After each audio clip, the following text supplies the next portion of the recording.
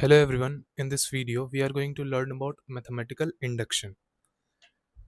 So let us firstly understand what is mathematical induction. So in very simple words, if I tell you mathematical induction, so this is a method by which we establish statements which are given in form of natural numbers. Once again, what is the use of mathematical induction? So mathematical induction is used to prove or establish statements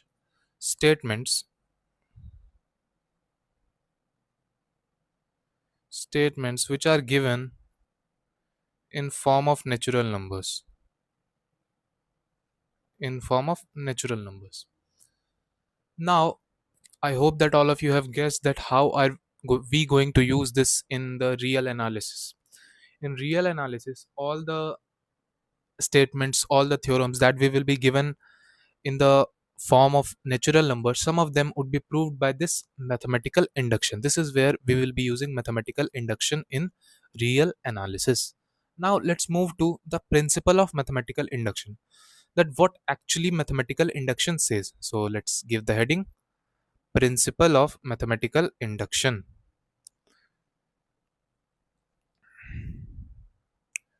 Principle of mathematical induction. Now, it's not something complex, just listen to me carefully. So what does mathematical induction says? That let S be a set which is subset of n. Let S be a set which is subset of n, that is natural numbers.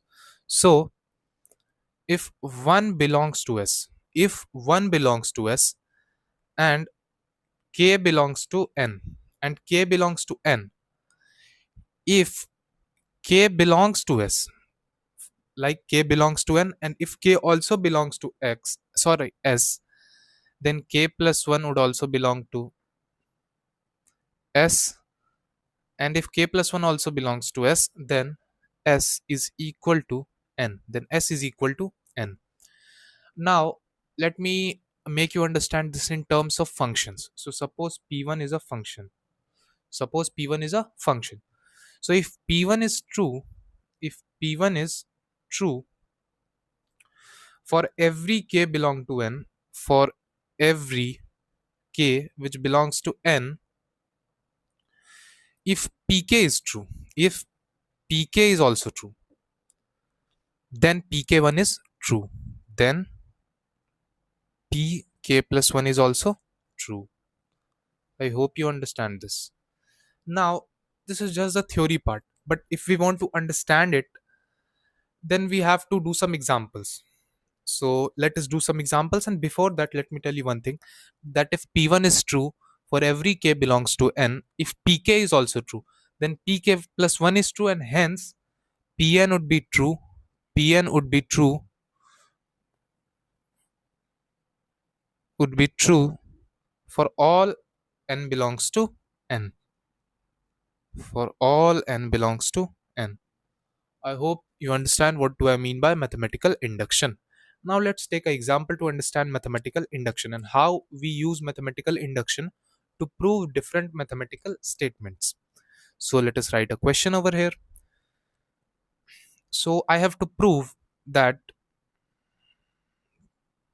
prove that sum of first n natural numbers, that is 1 plus 2 plus 3 till n, is equal to 1 by 2 into n plus 1. Now, when I have to prove this, keep one thing in your mind. What is that one thing? While proving, firstly, you have to see that whether this particular statement is true for n equal to 1 or not. If it is true, then we assume that this particular statement is true for some n equal to k. This particular statement is true for some n equal to k. Then here, as we were said, that pk plus 1 is true. So we have to find whether pk plus 1 is true or not. And if pk plus 1 comes out to be true, then the entire statement is true for all n belonging to natural numbers. Let's solve this. You will get a better understanding. So you write its solution. Firstly, checking for n equal to 1. We are checking for n equal to 1. So what would be in the LHS if I ask you the first one natural number, that would be 1. In RHS, what it would be? 1 by 2 into n, that is 1, into n plus 1, that is 1 plus 1, is equal to 1. So I hope here you get an idea that this particular statement is true for n equal to 1. Now let's suppose that this statement is true for some n equal to k. Let's move on to the next page.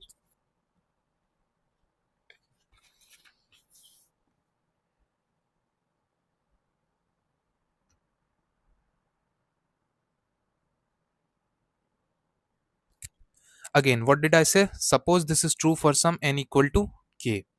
So what would be the statement that we would be getting? 1 plus 2 till k is equal to half into k plus 1.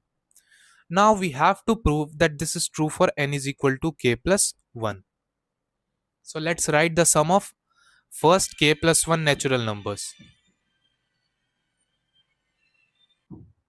Now for first k plus 1 terms, what would be the sum? It would be 1 plus 2 plus 3 till plus k plus 1. Now we have already obtained this sum in the earlier equation. So what would this be? This would be 1 by 2k into k plus 1.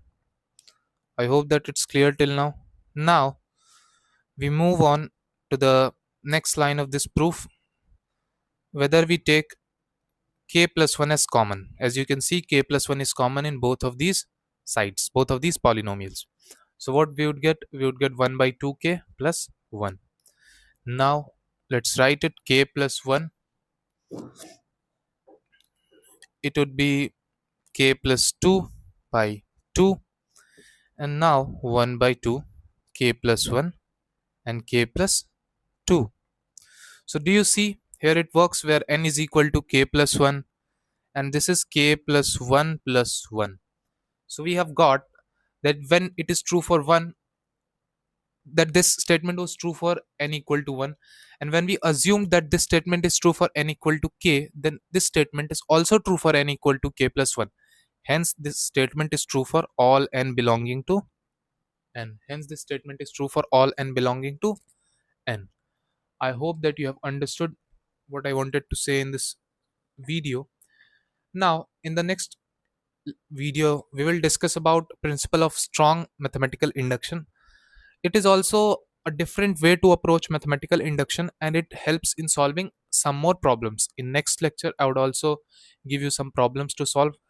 Till then, just make the notes out of this lecture and ask all the doubts that you have in the comment section. I would be really happy to help.